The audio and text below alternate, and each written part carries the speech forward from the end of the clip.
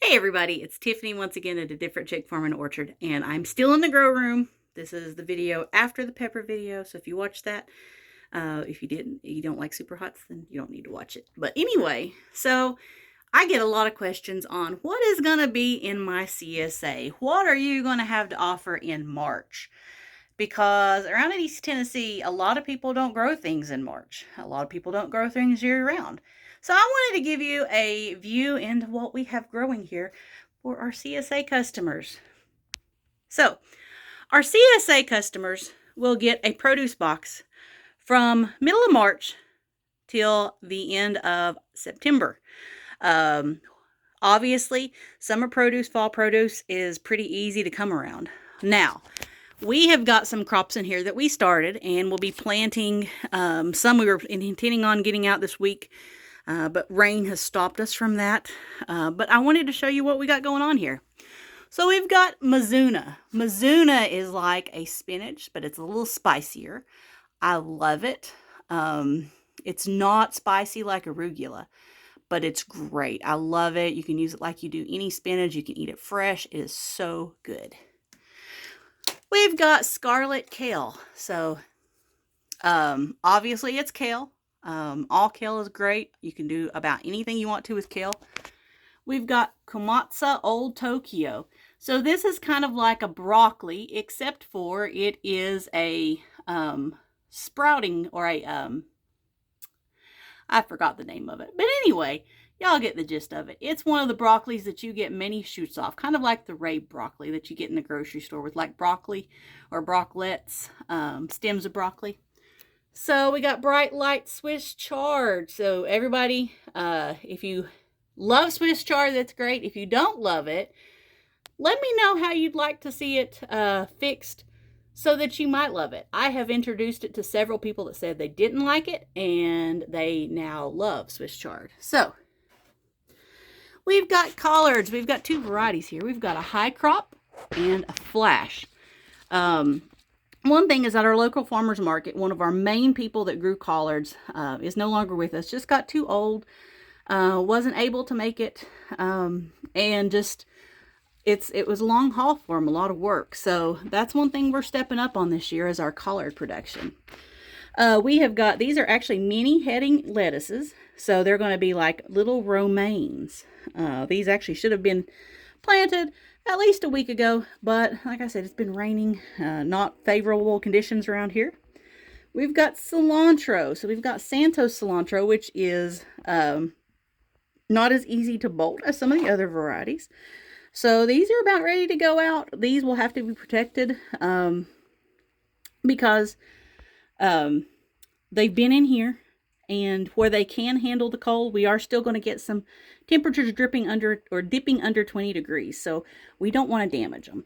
This is one of my greatest ones. This is corn salad. So even at this stage, you can eat this stuff. So it's a dense little lettuce or a little green. It's also called moche, something like that, but it's really good. So we have got romaine lettuces here. This is the Paris Island. This is one of our favorite lettuces. This is Tropicana. Now you can see these needed to go in the greenhouse probably a couple weeks ago, but they are probably going to go this weekend. They've got great root systems on them. We're just going to pop them out, stick them in a hole, and let them grow. The great thing about Tropicana is it is, if I remember correctly, I think it's only a 50-day variety. So once I get that stuck in the ground, about 50 days, we're going to have a nice head of lettuce.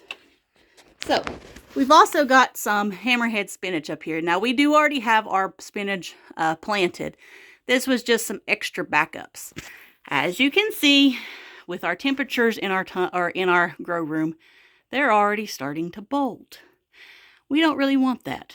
So I'm going to have to come through here with little tiny scissors and cut off all those little heads there. So let's see what we got over here. So these are more to sell because they won't produce a good crop of rhubarb for another year, till next year. But that's our rhubarb. So we grow several trays of rhubarb and sell rhubarb plants. So this is actually one tray I neglected profusely last year. And those little crowns are actually coming back. Okay, next step, we have got some brassicas. So this one, we've got a dead-on cabbage. This one's gorgeous. It's actually got a purple and green head. I think this one is golden acre. Yep, golden acre cabbage. So it's small little heads of cabbage. Really good and tasty. Tete Noor cabbage, which are really pretty, as you can see. The leaves, they're going to produce a nice red head of cabbage. And Brunswick cabbage. One of the bigger cabbages we grow. But really good, really tasty, has lots of uses. So we've got more collards. Vita Verde, which is a cauliflower, and if I remember right, it's a green cauliflower. Another thing of collards, Joy Choy. So this is one of the choys that we grow. You can use it in cooking, all different kinds of stuff. Fresh, stir fry is awesome. It's really, really thick-leaved. We've got a mini choy there. And let's see what kind of kale we've got going on. Of course, it's on the other side there. White Russian kale. So that's got to get in there soon. Marathon broccoli. We love our broccoli. Azure purple. This is actually colabri. We've got blue curled kale. More Mizuna. This is some type of kale. Russian red. More Joy Choy that looks a little bit better. Up top here, we have got some ginger. So we started growing ginger about, I don't know, 3 years ago, maybe 4 years ago, but it is so great to grow. You do have to start it early, but you can also save the rhizomes year after year like I have done, and I have got a buttload to plant this year. That's like not even a drop in the bucket. I've got probably 60 pounds of ginger to plant. I've actually been giving those in my CSAs, but fresh ginger is so much better. You don't have the fibers that you normally do, like in your set-in ginger, but then also you can use the ginger stalks for teas, for dried stuff. You can use it in stir fries, all kinds of stuff. So we really, really love our ginger. Okay, back to what we got growing on. Scarlet kale.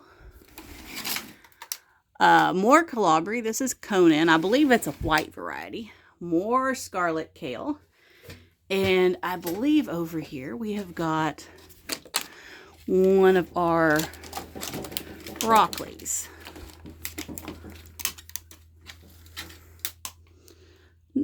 Nope, Denali white cauliflower. So we've got a lot of our broccolis planted because it can handle the cold a little bit better. It's just our sunlight hours around here are not great yet, so it's not growing as nicely as I would hope so. Now, we have grown onions in the past, every year, but not much. And we've never really grown bunching onions. And we've grown some leeks, but not a whole lot. So this year, we kind of went all out.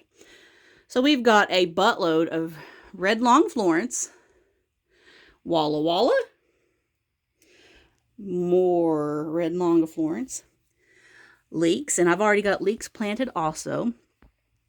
Deep purple bunching, evergreen hardy, and we've got some more over here. Some more deep purple, Walla Walla, and Steve's actually seeding some more right now.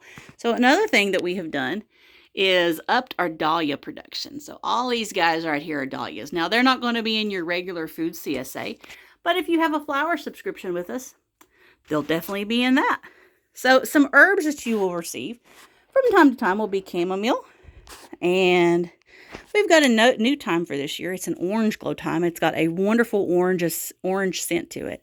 I have loved it for years. It is really, really hard to grow. As you can see, germination's not great with it. And then our regular German wintertime. And we have brought back lemongrass. So lemongrass takes a long time to grow. Oh, it smells so good. But so we started it way early and have got some more to start also.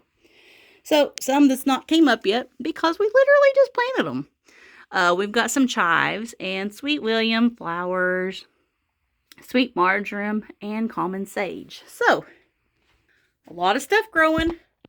A lot of stuff is in one of our other grow rooms or in the greenhouse, and a lot of stuff's already planted.